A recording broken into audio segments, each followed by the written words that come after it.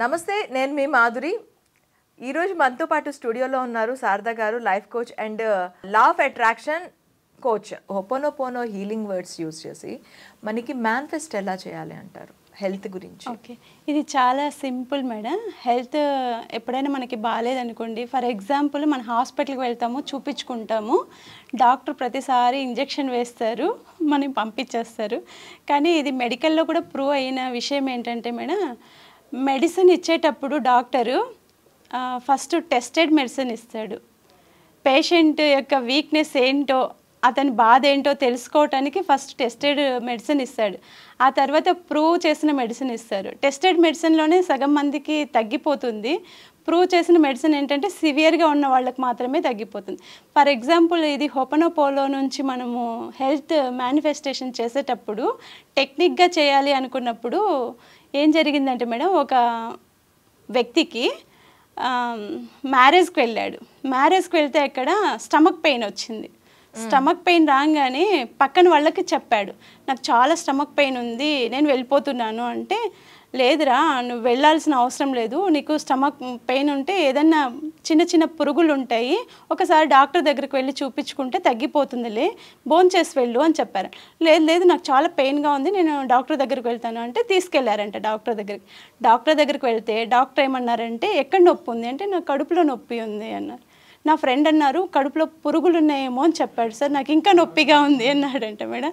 అంటే మీరు కడుపులో నొప్పి అంటున్నారు, పురుగులు ఉన్నారని మీరే డిసైడ్ చేసేసారు, ఎలా డిసైడ్ చేశారు అంటే, నా ఫ్రెండ్ చెప్పాడు మేడం పురుగులు ఉన్నాయని చెప్పి. అంటే సరే అయితే మీరు పడుకోండి అని ఒక మత్తు ఇంజెక్షన్ ఇచ్చేసారంట.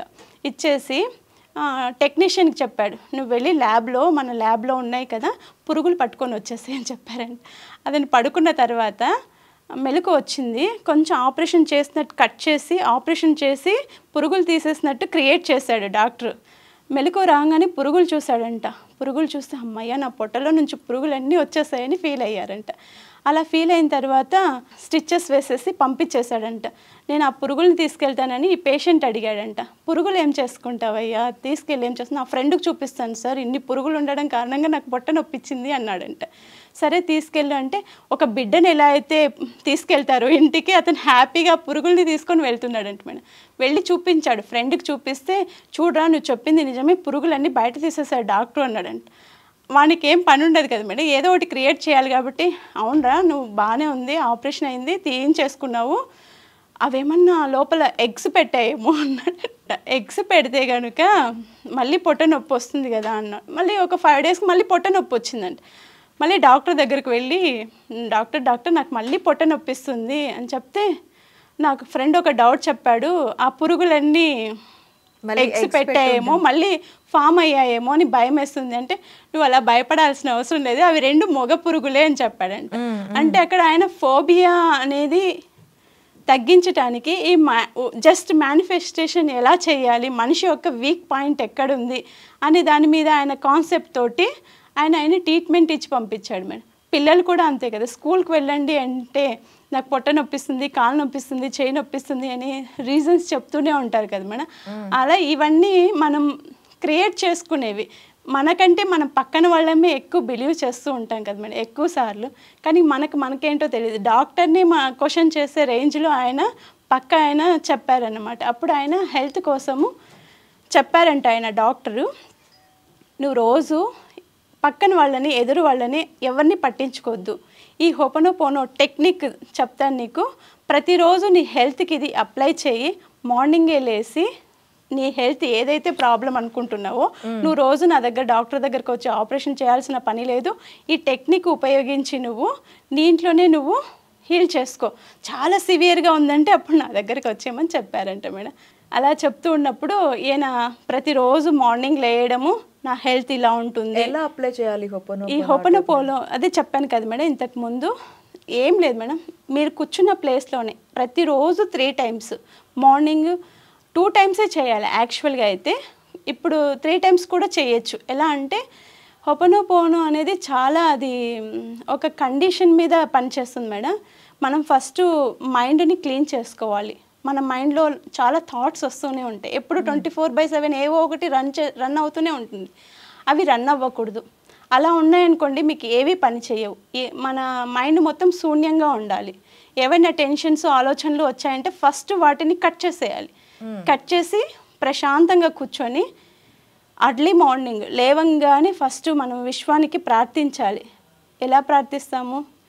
నాకు ఇలా ఈ హెల్త్ ప్రాబ్లం ఉంది, ఈరోజు నాకు ఈ హెల్త్ బాగాలేదు, నాకు జ్వరం వచ్చింది, లేకపోతే ఏదైనా కానివ్వండి, మీ పిల్లలు కానివ్వండి, మీ ఫ్యామిలీ మెంబర్స్ కానివ్వండి, మీ పక్కింటి వాళ్ళు కానీ ఎదురింటి ఎవరికి హెల్త్ బాగాలేదన్నా కూడా మనం చేయొచ్చు. వాళ్ళు కూడా చేసుకోవచ్చు. వాళ్ళకి చెప్పచ్చు మనం మార్నింగ్ లేసి ఇలా నాకు హెల్త్ బాగాలేదు, దీనికోసం నేను ఓపెనోపోనో చేసుకుంటున్నాను. గత జన్మలో ఏదైనా హెల్త్ కారణంగా నేను ఈ జన్మలో పుట్టానేమో, కాబట్టి గత జన్మ పాపాలన్నీ నాకు పోయి నా హెల్త్ అంతా క్యూర్ అయ్యేలాగా చేయండి అని చెప్పి మనం విశ్వానికి చెప్పిన తర్వాత, సారీ నేను నిన్ను ఏదైనా మానసికంగా కానీ శారీరకంగా కానీ నా బాడీని నేను బాధ పెట్టుకొని ఉంటే సారీ అని చెప్పేసి, ఆ తర్వాత ఇప్పటి నుంచి నీకు ఎటువంటి హాని కలిగించను, మంచి ఫుడ్డే తింటాను, మంచిగానే నిన్ను చూసుకుంటాను, నా బాడీని నేను ఇష్టపడతాను అని ఫర్గివ్ చెయ్యాలి. ఫర్గివ్ చేసిన తర్వాత మన బాడీని మనం ఇష్టపడాలి కదా. మన హెల్త్ బాగుంటే మనం ఏవైనా చేయగలుగుతాం. ఫస్ట్ మన బాడీ, మన హెల్త్ అన్నీ, మన మైండ్ అన్నీ బాగుండాలంటే ఇప్పటి నుంచి నేను ఎవరిని ఇబ్బంది పెట్టను, ఎవరిని ఒక మాట అనను. నేను చేసే ప్రతి పనిని కూడా నేను ఆలోచన చేసే చేస్తాను, ప్రతి మాట కూడా ఆలోచన చేసి చెప్తాను. కాబట్టి నేను ఏమైనా ఇబ్బంది పెట్టున్నా, ఎవరినైనా మానసికంగా కానీ శారీరకంగా కానీ మాట వల్ల కానీ బాధ పెట్టున్నా ఇక నుంచి అది చెయ్యను అని చెప్పి దానికి మనం నేను ఇప్పటి నుంచి నేను బాగా ఇష్టపడతాను, ఐ లవ్ యూ అని చెప్పాలి.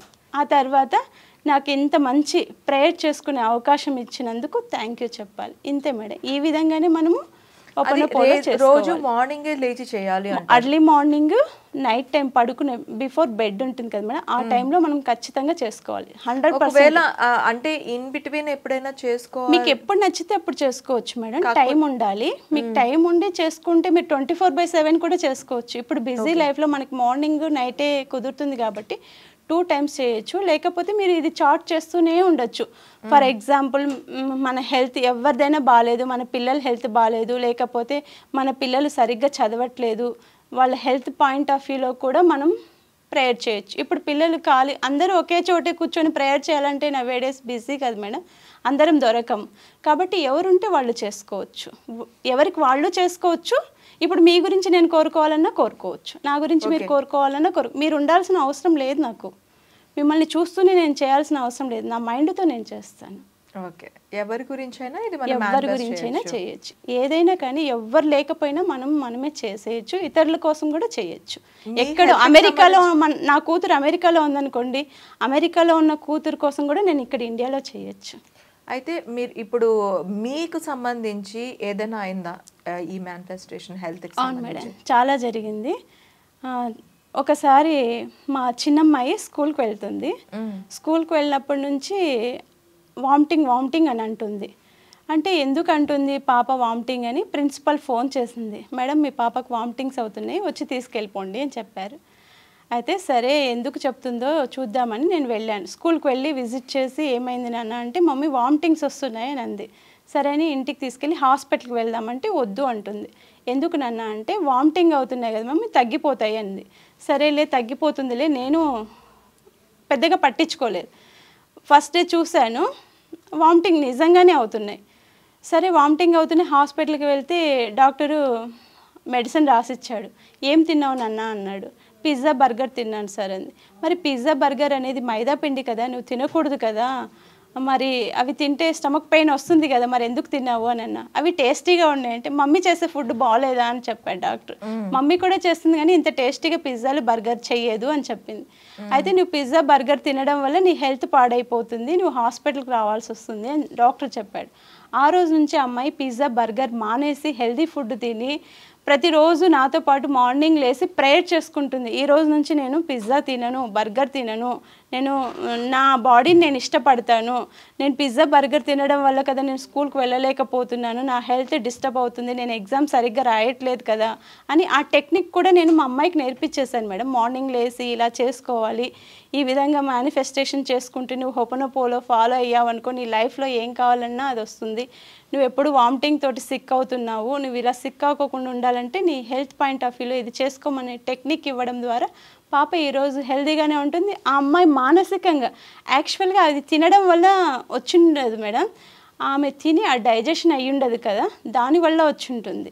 కాబట్టి అలాంటివి తినకోకుండా చేయడం కూడా మన రెస్పాన్సిబిలిటీనే. కాబట్టి మనం మానేయమ్మా అని చెప్తే ఎవరు మానేయరు కదా మేడం. మనం కొన్ని టెక్నిక్స్ నేర్పించాము అంటే వాళ్ళకు ఆ టెక్నిక్ ఫాలో అయినట్టు ఉంటుంది, లైఫ్ వాళ్ళు లీడ్ చేసుకున్నట్టు ఉంటుంది మేడం.